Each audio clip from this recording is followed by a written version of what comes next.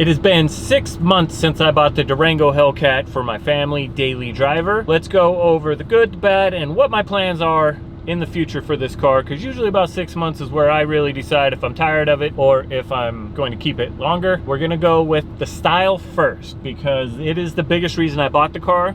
I know it sounds weird because it's just a Durango. My reasoning behind that is I do not like the way big SUVs look. Navigators and Denali's and Tahoes, anything in that class, I don't think they're aesthetically pleasing. When you get inside them, the room in them is nice and you want that room without the look, and I feel like the Durango was the good mix between that. Included with that outside styling is an added benefit that it is far smaller footprint of a car than those other ones. So if my wife or I am driving it, first, she feels comfortable driving it in the heavier traffic around South Florida without feeling like the car's too big. The Raptor, which I'm sitting in right now, which will go into why I'm not in the Durango making this video, she won't drive this in traffic because it's too big. And she feels like she's at the edge of every lane. She can't park in parking spots. The Durango is the perfect size, length, width, where it fits any parking lot, any parking garage, except for one that I found so far that I can't even stand up in. I don't know what that parking garage is for. Style makes me like the way it looks, and it makes it comfortable to drive in everyday situations and be able to park in parking lots and all of that kind of stuff. So that is the first positive overall about it. The negative is it's a Dodge Durango and it looks the same as every other Dodge Durango minus details here or there. The emblems, the hood's a little different than some but not than others. So overall the styling's great, it looks great, other than it looks like every other Durango. My plan to fix that is we're gonna wrap it, but I didn't really have a game plan for wrapping it until very recently, and I've decided how I'm gonna wrap it, and I'm just straight stealing it from DDE Dave's Bentley. I'm not doing the same color, but the idea came from there where it's gonna be half one color, half another color, and it's gonna be like unique to both of them to kind of just make it stand out, but not crazy like I did with the Aston Martin, and not just a straight color change to make it look the same as all the other ones. I think that drastic change line down the center will add something to it to make it unique and stand out enough like I like it to do. So we're gonna fix the only negative I had with the looks, which was it looks like everything else. Another positive that I have with it is it's a Hellcat. So it's 710 horsepower.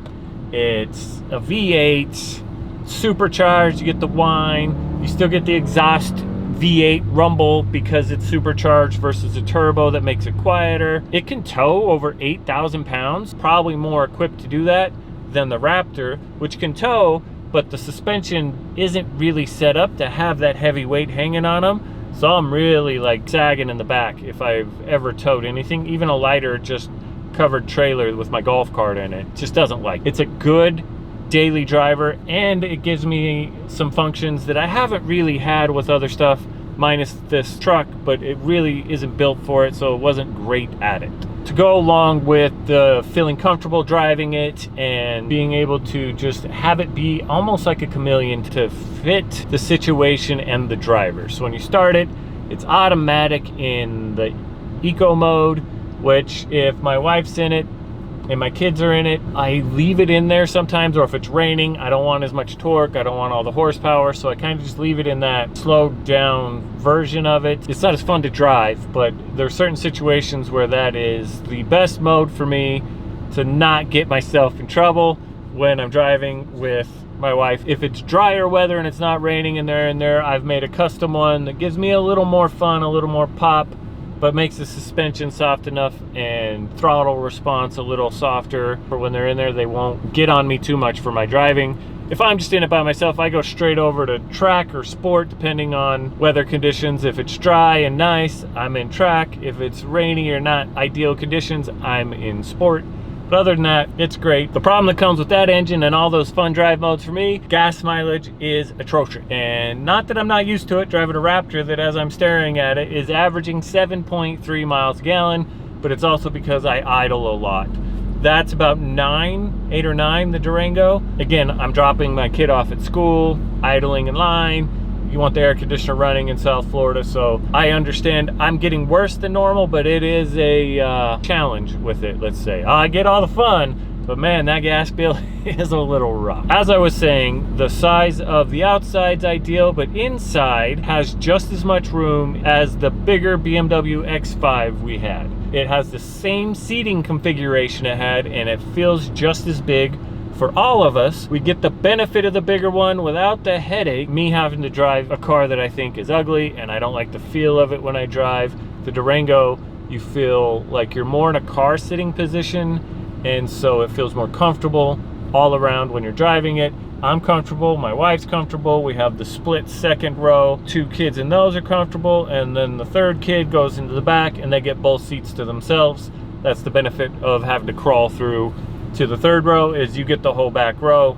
Everybody in the car has decided who spots whose, so that there's no complaints, or it's my turn to sit there. Everything gets easier. You do sacrifice a little bit of that behind the third row storage area, but not a ton. It has enough for daily use. If you're going to pick anything up bigger, you have to fold down one of those seats and everything fits, but for the most part, groceries, all that stuff fit in the back, no problems. Again, as a daily driver, it is the perfect size inside and out. The only negative I could probably say about it is when you're coming from the types of vehicles I normally have, like I've had that BMW, I've had the Navigators, I've had the G-Wagon, they all had massaging seats.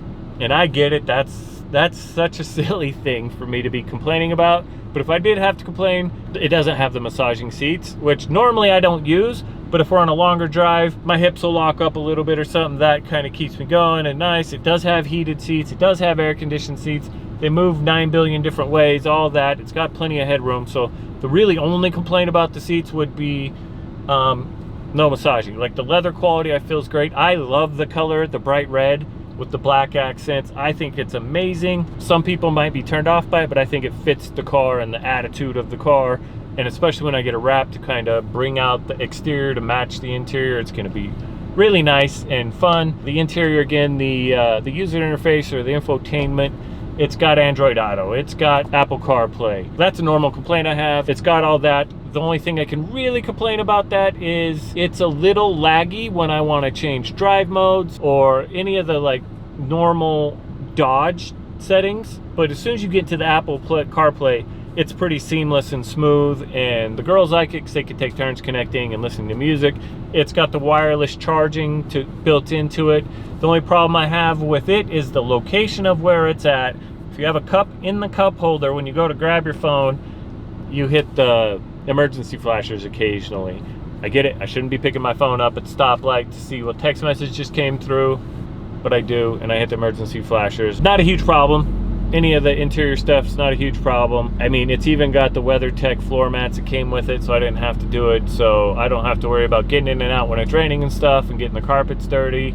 It's just so easy to clean that I think they're a must when you live around here is the rubber mat, because it just catches the dirt and water. Again, I know this is a nitpicky thing to say I don't like about it. It doesn't get the level of prestige that you might get driving an Audi or a BMW or, you know, a Mercedes. I'm willing to forego that with the comfort, and I still get the performance and overall the value I get from it based off of the price tag matching some of those.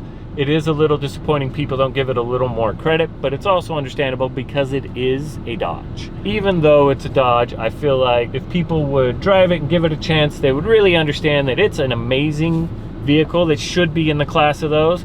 It's just not because it's Dodge versus those other brands, but I feel like they put extra care into it, just like they did the TRX and some of those other vehicles they made towards the end of the Hellcat line.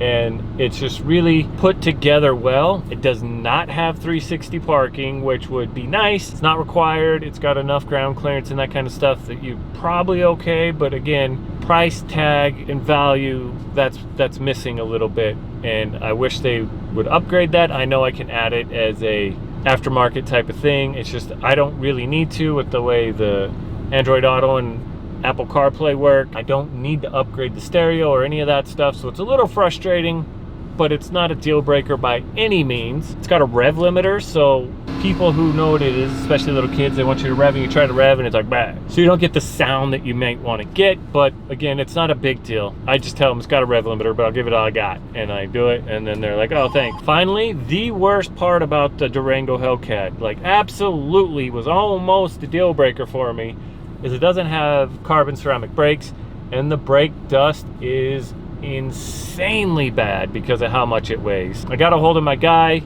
it's my mechanic at Excel, and he recommended a brand of pad that should be taking care of it. That's why I'm in the Durango, or that's why I'm in the Raptor, not the Durango, is it's off getting those new pads put on. And hopefully once it fixes that problem, I can upgrade the wheels as well. But that's why I haven't upgraded the wheels, is I didn't want to put brand new wheels on it and then just coat them in brake dust. I wash it and I scrub on those wheels, and then I drive it for 2 days and they're caked in brake dust again.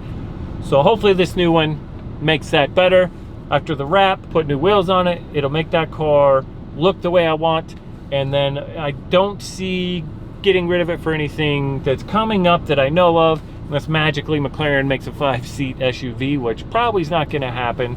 But with me, you never know. Best SUV I've owned to date. I can't think of anything better. I would encourage you, if you're looking for something that can hold 5-6 people, go take a look at it. Give it an honest chance, and don't just hold against it that it's a Dodge and not one of those nicer vehicles, because I know a lot of people that watch my stuff have higher end cars. Give it another look. If it fits what you need and you get the joy out of it driving it that I do, and maybe it'll work for you too. But that's all I got on this one. We'll see you on the next one.